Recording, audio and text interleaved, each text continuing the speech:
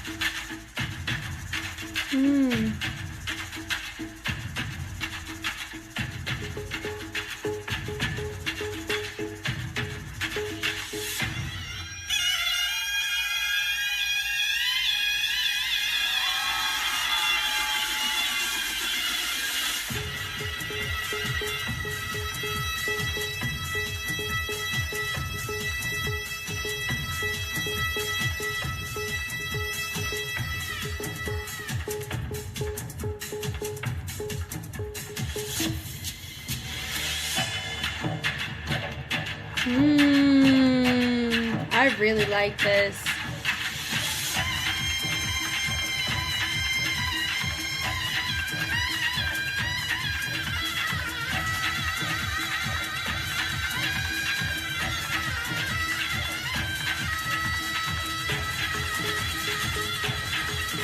Nice.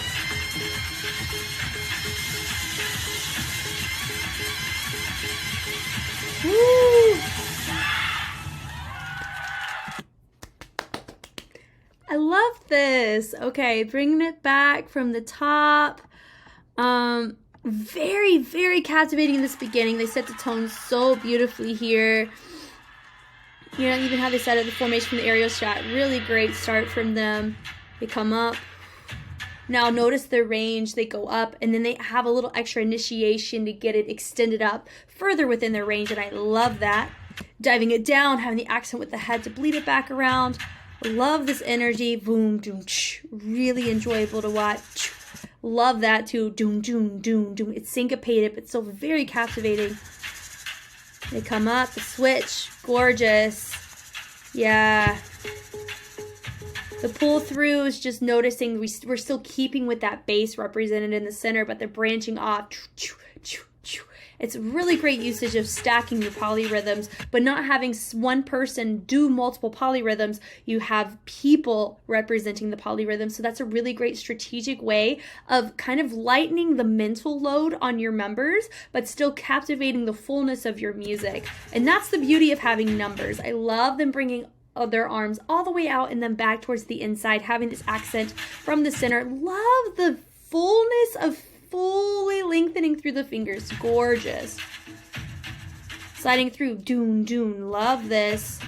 Leading it through. It's just gorgeous, guys. Going up and down. Really fun. Going. Definitely a fan. And having this too, it builds the energy very well. I'm a fan of this background. I think I saw it when I just reacted to it. Was ATEEZ did Deja Vu in the reel. I watched their live performance of that, and they had something similar to this. I just think it's super cool, the Smoky Mountains in the back, with a bit of the ink imprinting. I love it. I love that they go up, swing it down and up. I love the energy. Notice that we do have this kind of fingerprinted mix of the tension but elegance. It feels very crane-like, and I love that. It's majestic almost, and I love that they chose to have their 3 groupings branch off, having one side really be clear when they've stopped, then having your next group do so as well, and then having your center be the one to finish it off. That really matters. Whenever you have your groups, when you have a lot of people, you run the higher risk of not everybody being on the same page, but here it feels like everybody is very aware of what their role is for this group. And I just absolutely adore it. I love the choice of going different ways, bringing it back up. Very tasteful. Leading it through, having the inner with the accent. I love that. Bringing it through. I love that energy for them. It's like a call and response, having your middle group have their moment and then branching the energy out for the choreography to be depicted by the outside groups. I love that. They go down, boom, drop. Now this one's a little different. Normally you see this like little stackable, build block kind of a leeching looking formation, but here you have more arms, so it gives it this more not warrior approach, but it does have a more animalistic intention. I love that, where it started in the middle, then it branched up, and then it branched down. Instead of going from high to low, it went from middle, high, low. I thought that was really fun. The branch out, the interruption, it showed that we're entering into a different for phasing or phrasing of our music, and I'm definitely a fan of that. Love the energy of this. Super cool. Do look, love that. Gorgeous. Sliding it through. I love this right here with the bleed up. Great energy. For me, this group does not shock me at all in the level of synchronicity or justification of styles. There is a reason why Brand-New-Child has done well on the Hip Hop International circuit. They understand how criteria works. They understand style justification. They know how to follow rules, staging and spacing, and they know how to utilize their numbers. So this is why this is of no shock to me. This is a really great textbook example of a group that does a very good job consistently on showcasing levels. At least whenever it's just them, for sure. I love this with the bleed outs. For me, my overall note in this is that we do have in just some of the transitions, we have a little bit of a discrepancy between where somebody's supposed to go, or our mirrors are not getting to the right place quite at the right time. But if you notice here, though, like we do have a baby, like it's all minimal. And I say this literally with a grain of salt. It's preferential. But I mean, even then, though, it's not even a big enough issue for it to be an issue. You have 1, 2, 3, 4, you have 5 people here. I need to change the color of this. You can actually see it. Notice right there, we are like, there's a staging issue where we have somebody represented here, but we need something happening right there. I don't think that's a good color. Yellow, is yellow better? Black? No. White. No, we'll just stick to red. It is what it is. So it's just a little slight staging thing that we see right there. But then notice, and that proved my point exactly, where you have mirrors get to their spots at different times, so that can affect, like, look how gorgeous this formation is, but about a second prior, it wasn't complete. So that's kind of my overall note that I would give them, is making sure that everybody in their transitions gets where they need to go in a timely manner.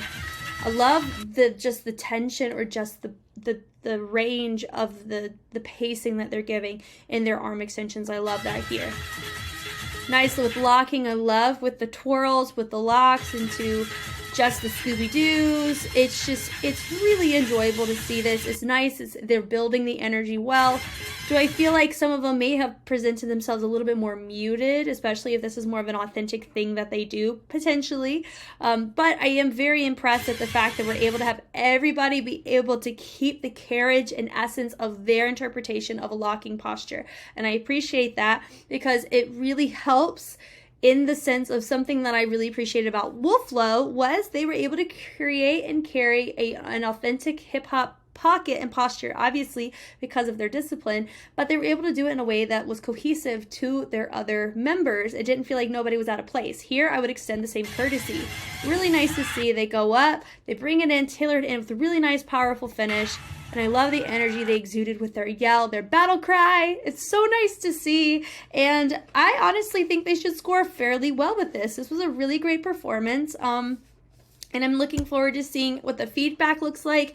And I hope that the judges award them for a lot of the things that they brought to the table that they do have an advantage on because of their numbers. But I do think that they brought a really full concept, and it felt very real and authentic to them. And it did represent them very well. I really liked that.